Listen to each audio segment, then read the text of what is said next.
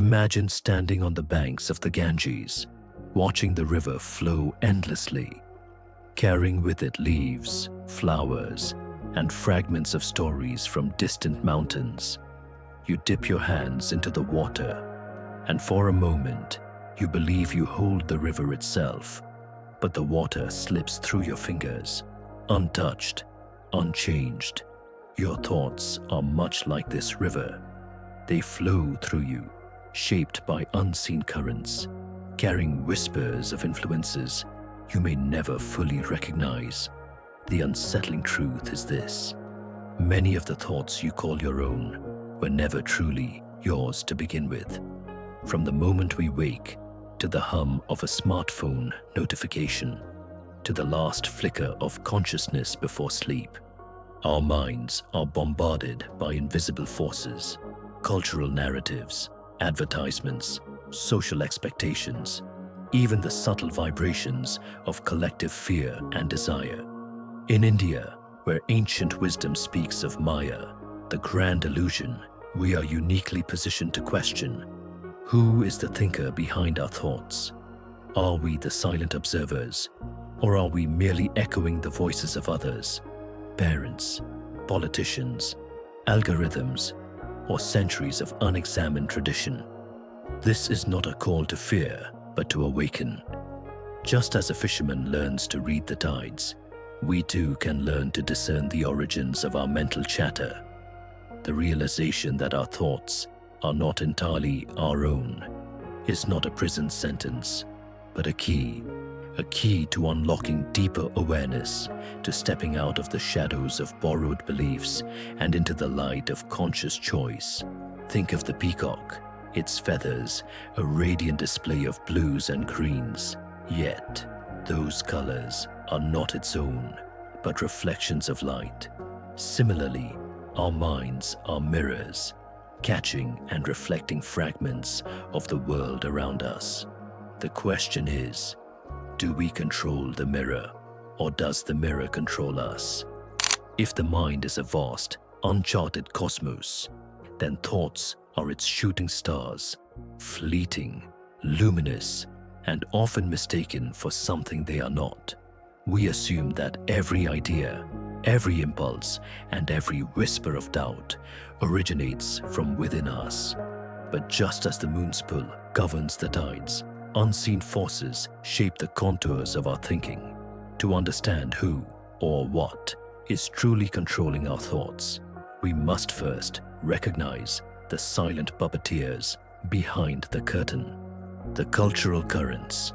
In India, where tradition and modernity collide like monsoon winds, our minds are sculpted by layers of inherited belief. The voices of grandparents chanting mantras, the expectations of society dictating career paths, even the Bollywood dramas that romanticize sacrifice. All these seep into our psyche, weaving narratives we mistake for our own.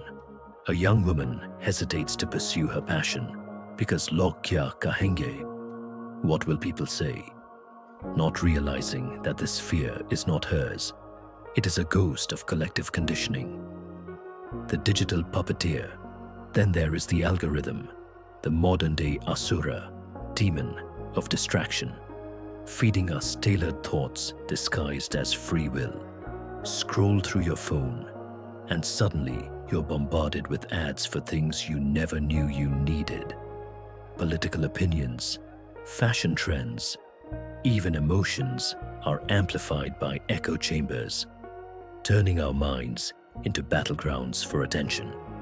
The question is no longer what we think, but why we think it, and who benefits from those thoughts. The biological blueprint. Science whispers another truth.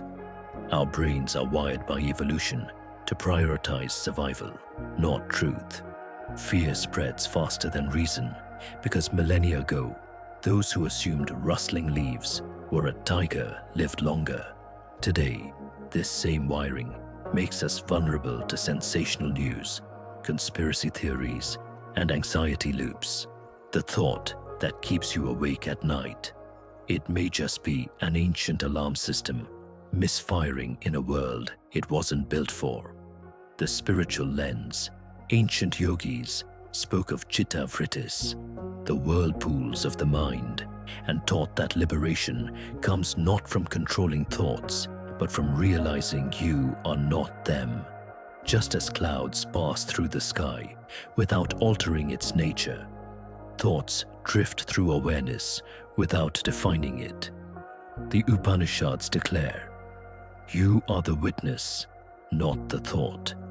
This is the ultimate rebellion, to see the strings and realize you need not dance to their pull. There is an old tale from the forests of Kerala about a parrot who believed it was a crow. Raised among crows since hatching, it mimicked their harsh caws, adopted their wary ways, and forgot it had ever known another song. One day, a wandering sage paused beneath the tree and spoke, "Little one, why do you sing in darkness when your throat was made for color?" The parrot, startled, fell silent. Then, hesitantly, released a note so pure it shook the leaves. The crows recoiled in outrage, but the parrot kept singing, remembering at last who it truly was. This is the paradox of our borrowed thoughts. We forget we are parrots, convinced we must crow. The marketplace of mirrors. Imagine a bustling Indian bazaar where every stall sells mirrors, some warped, some tinted, some cracked. A young man gazes into one that stretches his image tall and grand. He walks away swelling with false pride.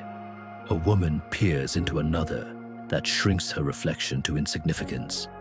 She carries that distortion into her home. Neither realizes they've mistaken reflection for reality. Our minds are that marketplace, and the mirrors are handed to us by parents, partners, politicians, each insisting this is you. The moment we question the mirror is the moment we begin to see. The rivers whisper. A Himalayan stream once complained to the mountain, "Why must I follow this same path, carved by others long gone?" The mountain rumbled, "You mistake the riverbed for the river. Change course, if you will. You are the water, not the ditch." Like that stream, we confuse the well-worn channels of habit, study, marry, retire, repeat, with the fluid essence of our being. Tradition is not a cage, unless we forget we hold the keys, the lamp and the wind. In a village where oil lamps were prized, a wise woman placed one in an open window. "It will blow out," protested the neighbors. But she replied, "Let it. A flame that fears the wind was never truly mine." Our most fearful thoughts, "I'm not enough, I'll fail, I must please everyone," are gusts trying to extinguish inner light. Yet, the lamp's purpose isn't to resist the wind, but to burn so brightly that no gust can claim it. These stories reveal a truth as old as the Vedas. You are not the voice in your head. You are the one who hears it. The greatest illusion isn't that our thoughts are controlled. It's that we are powerless to change them. Like a farmer tending his fields, we must learn which seeds to nurture and which weeds to pluck. In India's bustling cities and quiet villages alike, this wisdom can transform how we live, love, and lead. The daily mind audit. Begin each morning as the ancient temple priests begin their rituals with conscious intention. Before reaching for your phone, pause. Notice the first thoughts that arise, like uninvited guests at dawn. Are they yours, or echoes of yesterday's news, social media, or unresolved arguments? The Mumbai stockbroker who checks market trends before his own mind state will spend his day reacting rather than choosing.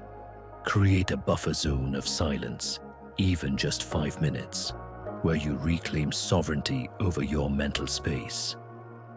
The media fast. Consider how a traditional thali meal balances flavors. What if we applied this wisdom to information consumption? The average urban Indian consumes more mental junk food through sensational news and endless scrolling than through actual meals. Try this experiment. For 1 week, consume only information that nourishes your true priorities. Notice how your thought patterns shift when you're no longer feeding the algorithm's agenda. The question that unlocks freedom. When any strong emotion or belief arises, ask this simple question from the Upanishadic tradition. Who is thinking this thought? The moment you become the observer rather than the thought itself, you create space for true choice. A Delhi student paralyzed by exam anxiety discovered this when she realized her fear wasn't hers. It was her father's unfulfilled ambitions speaking through her. Cultural reclamation. India's greatest gift is the concept of Svadharma, one's true path. Yet, how many pursue careers, marriages, or lifestyles because they're expected to? The Bengaluru techie who quits his high-paying job to start an organic farm isn't being reckless. He's practicing the ultimate rebellion against borrowed dreams. Start small. Where in your life are you following someone else's script? Where can you edit even one line to make it more authentically yours? The ripple effect. When one person awakens to mindful thinking, entire systems transform. A Chennai school that introduced daily mindfulness sessions saw not just improved grades, but something more profound. Children questioning societal biases they'd unconsciously absorbed. A family that replaced evening TV with shared storytelling rediscovered their own narratives beyond societal expectations. We stand now at the river's edge once more, but this time with open eyes. The waters that once seemed to carry us helplessly along are now recognized as currents we can navigate. The revelation that our thoughts are not entirely ours is not a sentence to passivity, but an invitation to the greatest creative act, consciously choosing which thoughts to claim, which to release, and which to transform into the substance of our lives. The ultimate awakening. There is a moment in every hero's journey, whether in the Mahabharata or our own lives, when illusion shatters. For Arjuna, it came when Krishna revealed the cosmic truth on the battlefield. For us, it arrives in quieter moments, when we pause mid-reaction and wonder, why do I believe this?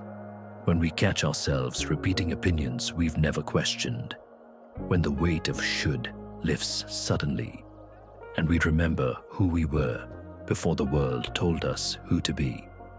Your mind as sacred ground. Imagine your consciousness as a temple. For years, you've allowed every passerby, advertisers, influencers, even well-meaning relatives to carve graffiti on its walls. Now begins the sacred work of restoration.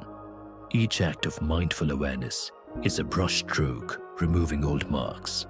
Each moment of intentional thought is a fresh mural painted in the colors of your authentic self. The Bengali poet Rabindranath Tagore wrote, "You can't cross the sea merely by standing and staring at the water." Similarly, we can't reclaim our minds through observation alone. We must dive deep and swim. The call to conscious rebellion. This is your revolution. Fought not with weapons, but with questions. Who benefits when I think this thought? What would I believe if I'd been born in another time or place? When did I last have an original idea, untouched by external influence? Like Gandhi's Salt March challenged an empire's monopoly, your questioning challenges the monopoly of borrowed beliefs. Start small, but start today. Morning sovereignty. Claim the first 30 minutes of your day before digital colonization begins. Media vigilance. Consume information as consciously as you choose ingredients for a meal. Ancestral wisdom. Reconnect with India's ancient practices of self-inquiry, like Hama Vihara, that predate the attention economy. The ripple across generations. As you change your relationship with your thoughts, you alter the legacy you pass on.